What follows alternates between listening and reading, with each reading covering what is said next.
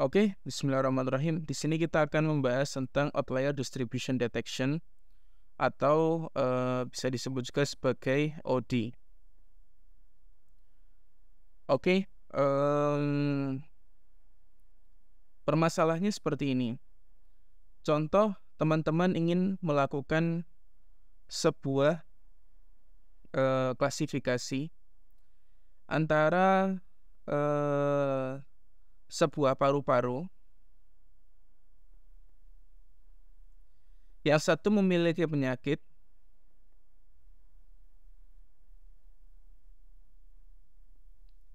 dan yang satu tidak.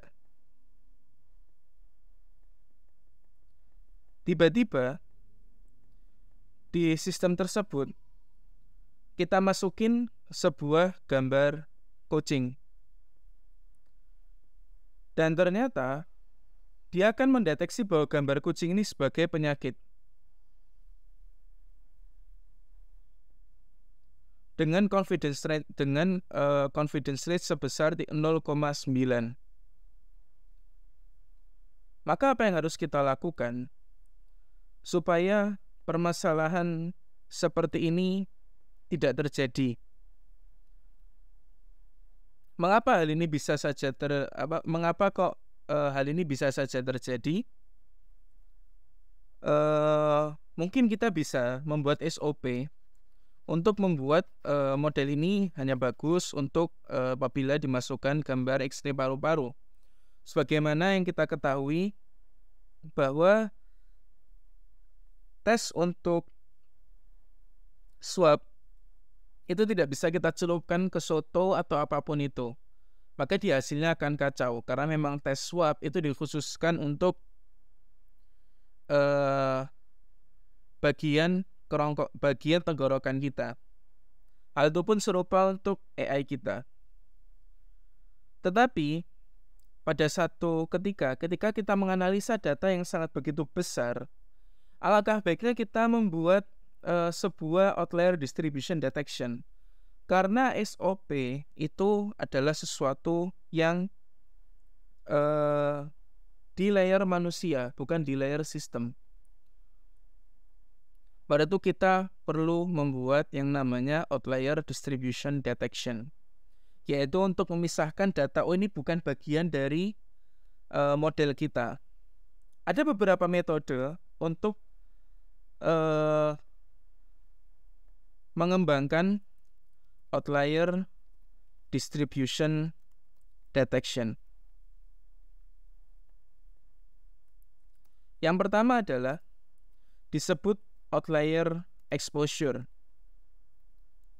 Outlier exposure adalah dengan kita menambahkan data lain seperti kucing, anjing, kemudian ayam, gambar kapal, gambar lautan sebagai data yang masuk ke dalam outlier. Jadi contoh di sini ada folder outlier. Tulis out saja. Di sini kita isi gambar kucing, gambar anjing, gambar beruang, gambar cicak, gambar sampah, gambar orang, gambar apapun itu sebagai outlier distribution. Kemudian kita melakukan sebuah klasifikasi, yaitu dengan model, yaitu kelas yang pertama adalah kelas bebas sih untuk urutannya, non penyakit. Kelas yang kedua adalah penyakit. Dan kelas yang ketiga adalah outlier. Kemudian kita melakukan training dengan cross entropy loss.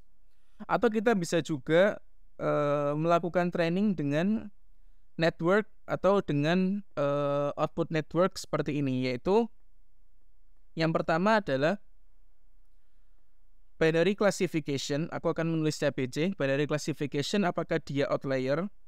Binary classification, apakah dia termasuk outlier atau bukan termasuk outlier atau non outlier.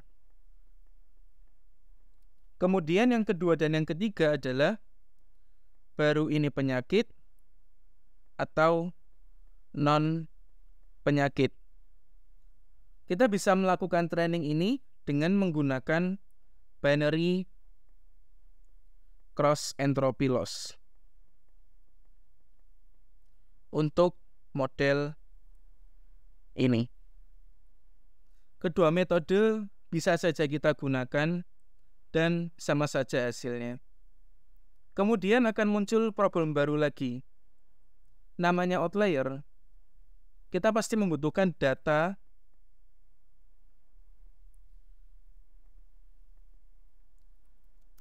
yang luar biasa banyak. Maka akan terjadi ketimpangan pada datasets. Apa yang harus dilakukan? Yaitu menggunakan weighted loss. Aku lupa nama aslinya, tapi dia weighted loss. Jadi loss function kita beri beban. Maksudnya kita beri beban itu seperti apa? Sebenarnya ini ada di scikit-learn untuk komen untuk menentukan bebannya. Tapi kurang lebih prosesnya seperti ini. Contoh, kita mengambil contoh yang ini. Non penyakit, dia memiliki data sebanyak 1000. Penyakit, dia memiliki data sebanyak 1000. Kemudian yang outlier, dia memiliki data sebanyak 100.000. Maka weight-nya adalah, yang ini akan kita beri weight yang besar, seperti mungkin 0,45, kemudian yang ini 0,45, dan data yang luar biasa besar kita kasih weight sebesar 0,1. Jika teman-teman melakukan inisiasi loss pada cross entropy loss, setahu saya yang bisa cross entropy loss, kalau binary cross entropy saya belum pernah menggunakan weighted, karena waktu itu saya pernah mau coba menggunakan weighted di binary cross entropy, tapi saya belum berhasil pada waktu itu. Mungkin kalau teman-teman pernah berhasil, silakan komen di bawah. Jadi ketika teman-teman mendefinisikan cross entropy loss menggunakan PyTorch, di sini sebenarnya ada parameter yang namanya weights, dan weights itu dia inputnya adalah torch.tensor. Jika dia kelasnya ada 3, maka kita harus menginputkan weight-nya sebanyak 3. Seperti itu. Pada itu bisa teman-teman isi untuk weights-nya, supaya ketika diupdate untuk di setiap modelnya, ketika kita ngupdate di bagian outlier, maka gradient step atau ketika melakukan update weight itu tidak sebesar ketika melakukan update weight pada non penyakit atau penyakit. Weight ini bisa digenerate secara otomatis menggunakan metode scikit-learn. Mungkin nanti di sesi selanjutnya aku akan menunjukkan bagaimana melakukan coding pada weighted loss. Kayak gitu. Atau sebetulnya bisa teman-teman isi secara manual weights itu. Oke. Kemudian cara yang kedua selain outlier exposure adalah menggunakan augmentasi. Ini sebetulnya termasuk bagian dari outlier exposure. Cuman bedanya di outlier exposure itu kita benar-benar memasukkan data gambar lain ke dalam dataset kita. Tapi kalau kita menggunakan augmentasi, itu sebetulnya mirip, networknya kan termasuk non-P, P, dan outlier. Jadi ketika dia masuk outlier, ketika kita augmentasi gambarnya,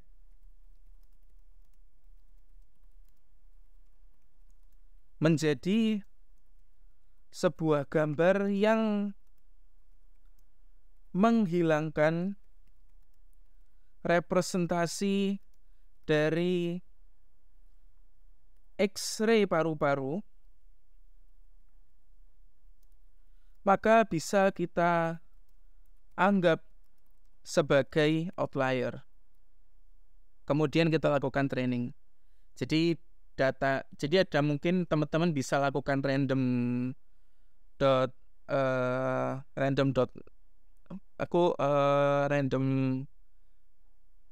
angka float kayak gitu dari 0 sampai 1. Nanti tinggal dilakukan jika probabilitas di atas sekian, maka dilakukan augmentasi, kemudian nanti return labelnya adalah outlier. Seperti itu. Dan augmentasi ini tidak hanya tentang augmentasi menggunakan image processing. Bisa saja kita rusak gambarnya dengan melakukan generative image. Seperti ada paper yang dia menggunakan GAN untuk menunjukkan bahwa dia termasuk outlier distribution, di mana dia rusak gambar itu dengan menggunakan GAN atau Generative Adversarial Neural Network. Atau ada juga yang dia menggunakan Stable Diffusion untuk merusak gambarnya. Itu juga bisa.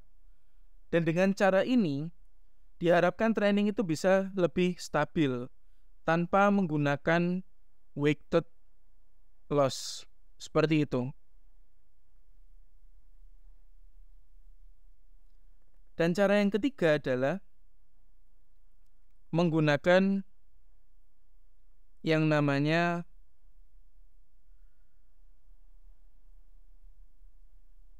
ensemble learning. Maaf, sedikit lama saya menggunakan ensemble learning. Ini juga ada di dalam satu paper, di mana ensemble learning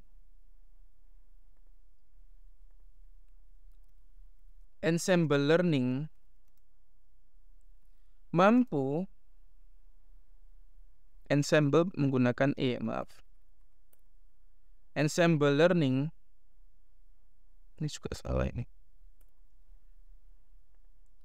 Ensemble learning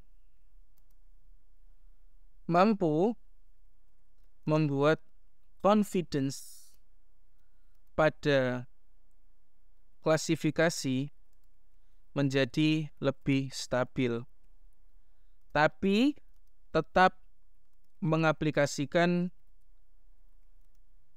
layer outlier distribution detection. Ensemble learning itu apa? Ensemble learning adalah menggabungkan beberapa model yang lemah menjadi satu model yang kuat. Dan seringkali pada neural network, mungkin bukan seringkali ya, di paper yang pernah aku baca, ensemble learning itu dia menggunakan pendekatan bootstrapping aggregating, di mana dia menggabungkan beberapa model kecil, dan ada model yang kecil, terus kemudian ada model yang sedengan, bisa 3, 4, 5 model, untuk menghasilkan satu buah prediksi, di mana setiap 5 model ini ditrain dengan menggunakan 5 subset data yang berbeda. Nah, nanti outputnya itu bisa dirata-rata. Contoh, di sini ada subset data, aku gambar lingkaran seperti ini. Kemudian ada model A, dia mempelajari subset data yang ini. Ada model B, dia mempelajari yang ini. Berinterseksi juga nggak apa-apa. Model C belajar yang ini, kemudian mungkin model D belajar yang di sini. Diharapkan dengan adanya ensemble learning, itu confidence pada klasifikasi dia menjadi lebih stabil, dan kita bisa menggunakan thresholding ketika melakukan prediction. Tapi tetap bisa menggabungkan metode-metode sebelumnya, karena ensemble learning seperti kayak bumbu tambahan lah, bukan sebuah metode sendiri untuk mengatasi outlier distribution detection. Mungkin itu aja dari saya. Terima kasih. Assalamualaikum warahmatullahi wabarakatuh.